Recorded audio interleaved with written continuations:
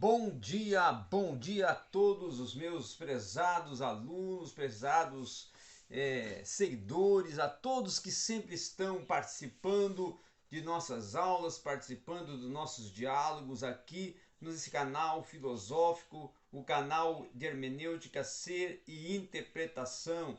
Canal proposto com uma proposta única de filosofia, de hermenêutica, de interpretação, de epistemologia, de desenvolvimento do saber científico, filosófico, psicológico, sociológico, todas as áreas, né? Podemos dizer, desta área da reflexão, dessa área da exposição da sofia, do saber, tá? Muito bem. Vamos hoje falar, dentro dessa proposta, de Hans Gadamer. Vamos entrar um pouco em Hans Gadamer e até falar um pouco sobre a universidade, a universalidade, tá? A universalidade da problemática hermenêutica a partir da perspectiva e proposta de Hans Gadamer. Com isso, nós queremos que antes de entrar nessa aula de hoje, você venha, se inscreva no canal se não é inscrito, tá? Dê o seu like contribuidor e também, além disso, venha colaborar compartilhando o conteúdo, tá? Informando a outros sobre esse canal, sobre esse conteúdo tão extraordinário, tão expansivo, tão filosófico que vamos tratar hoje. Por que será que essa atual, tá, discussão filosófica do problema hermenêutico, tá, que está relacionado até ao problema da linguagem, ele tem alcançado uma posição que nós podemos dizer até tão central quanto alcança-se e quanto se conquista referente a apropriadamente 150 anos, tá? Deste conceito de pensamento ou do pensamento que pensa a partir de si mesmo, tá? Então, com isso, essa questão serve como uma resposta, né, à pergunta que nós podemos dizer que é a pergunta que caracteriza a questão central da modernidade, tá? E até como ela é construída a partir da existência da ciência moderna. Então, se trata, nesse aspecto, da questão princípua, né? Dessa questão que relaciona a nossa imagem natural e principalmente a imagem genitiva do mundo, tá? E da natureza humana dentro da experiência de mundo que nós vemos a ter e que temos como seres humanos, seres que fazem parte do espaço natural deste contexto de universo, tá? Outro sim também que enquanto estamos vivendo dentro desse contexto existencial e histórico da vida, nós também temos que pensar que a verdadeira proposta que vai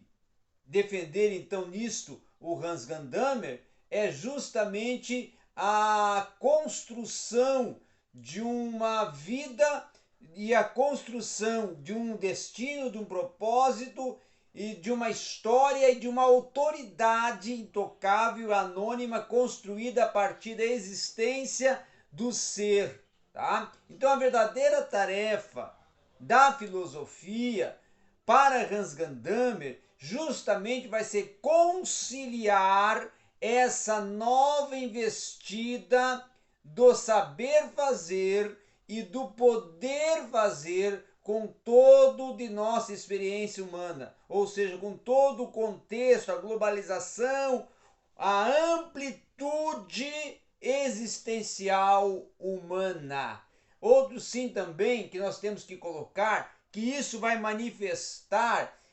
em muitos aspectos e fenômenos, tá? Justamente a tentativa de incluir uma geração e de colocar no ponto central da filosofia o tema da linguagem, que é a comunicação. Então a linguagem ela vai constituir o modo fundamental desta realização do nosso ser no mundo. E além de constituir o modo fundamental da nossa realização do ser no mundo, a forma de constituição e de construção de mundo que tudo vai envolver é justamente a definição que nos remete para os enunciados da ciência e os signos serem construídos numa tarefa de recondução do mundo atual e da disposição desse arbítrio na ciência e até esse mundo que muitas vezes é chamado, é despertado, é convocado, é avaliado e analisado, que ele possa ser também clarificado a partir dessa verbalização do ser na sua linguagem. Então, dentro dessa proposta, o Hans Gadamer, quando ele fala do problema hermenêutico, da universalidade do problema hermenêutico, ele está pretendendo expor alguns pontos básicos que servem para mostrar esta universalidade no ponto de vista que se chama de ponto de vista hermenêutico, tá? Ou seja, da interpretação, da explicitação linguística e comunicativa do ser. E a partir disso que o Hans Gadamer vai tomar esse ponto, essa perspectiva, essa pressuposição, esse ponto de vista, de um modo de falar pautado em Heidegger, em sua primeira fase, inclusive, que é uma fase de prosseguimento da perspectiva provinda originariamente de uma teologia protestante que é apresentada no século XX por Wilhelm Tindley, tá? Outros sim também, é importante pensarmos que o que vem a ser a hermenêutica a partir da perspectiva gandameriana. Hermenêutica para Gadamer, ele vai dizer assim, ó, eu gostaria, tá, a partir de duas experiências de estranhamento e que encontramos até no âmbito da significação e das significações que atingem a nossa existência, a nossa comunicação, referir-me à experiência de estranhamento da consciência estética e da consciência histórica. O que eu quero realmente dizer com isso e o que eu quero discorrer sobre isso pode ser expresso com poucas palavras. Por quê? Porque a consciência estética realiza a possibilidade cujo valor não podemos negar e nem minimizar, tá?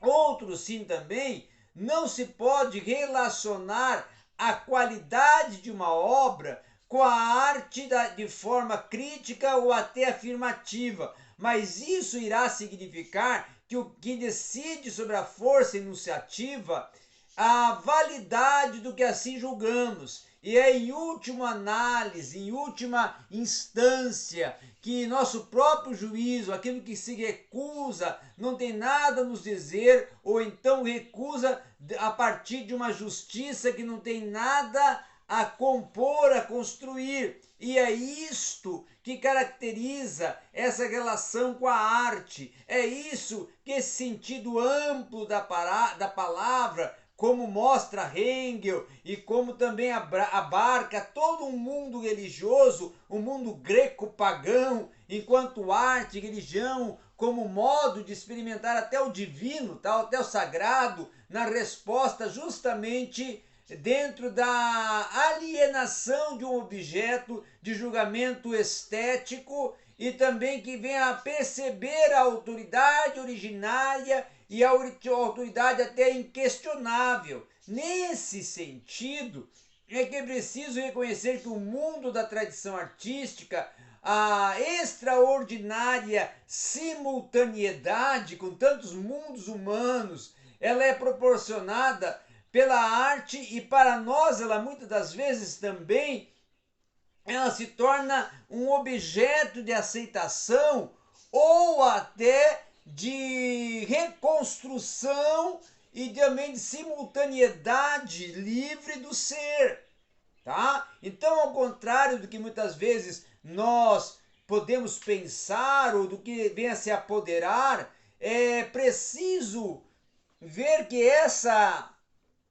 experiência ela se apodera de nós como uma obra de arte que já não nos dá mais a liberdade de distanciar-se dela, tá? E a partir dessa aceitabilidade também vai construir uma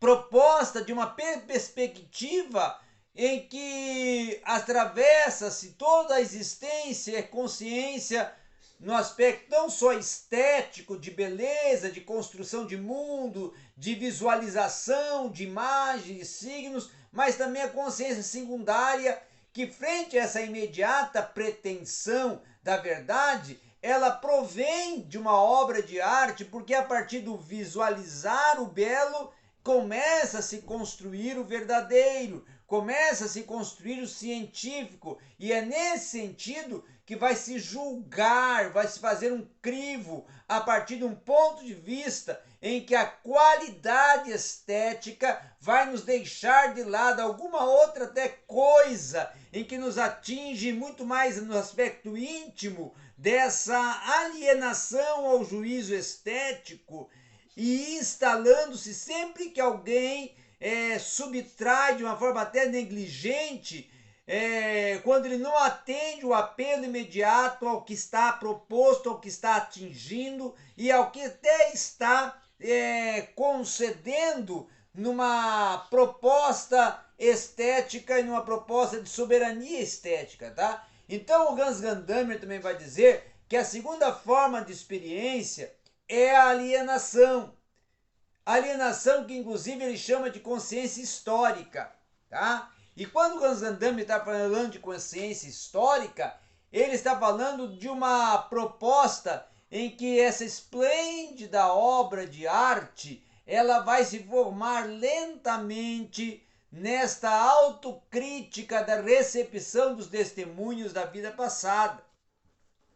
E aí essa famosa formulação e essa famosa construção de um ranking sobre até a anulação da individualidade que vai expressar uma fórmula popular, vai representar um ethos do pensamento histórico. Então a consciência histórica ela vai se propor a tarefa de compreender todos os testemunhos de uma época a partir do espírito desta época,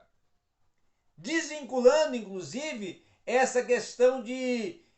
ciência e consciência no aspecto histórico, tá? E aí é a partir dessa famosa formulação e proposta que vai se desvincular as realidades atuais que nos prendem dentro de uma vida presente e vai também propor a busca ainda de conhecer o passado e de estar dentro de um olhar sem esse preciosismo e superioridade moral como um passado humano igual ao nosso, tá? E e aí Gadamer vai até citar e mencionar um escrito do Nietzsche, do Friedrich Nietzsche, ao dizer que sobre as vantagens e as desvantagens da história para a vida, que vai se dar forma à contradição existente entre o si e entre o ser, tá? Então, dentro dessa formação imediata, sempre vai estar presente a atualidade e vai mostrar também algumas consequências dessa debilitada vontade formativa da vida que para Hans Gadamer ela é uma vontade alexandrina porque se apresenta como uma ciência histórica moderna presa a cognição e presa a reflexão e presa também uma consciência do belo, uma consciência do saber e uma consciência do ser histórico. Então Nietzsche vai dizer também que o espírito moderno ele está tomado por uma debilidade axiológica, porque se acostuma de tal modo a trilhar cada vez novas perspectivas que acaba lhe tornando cego, incapaz até de avaliar por si mesmo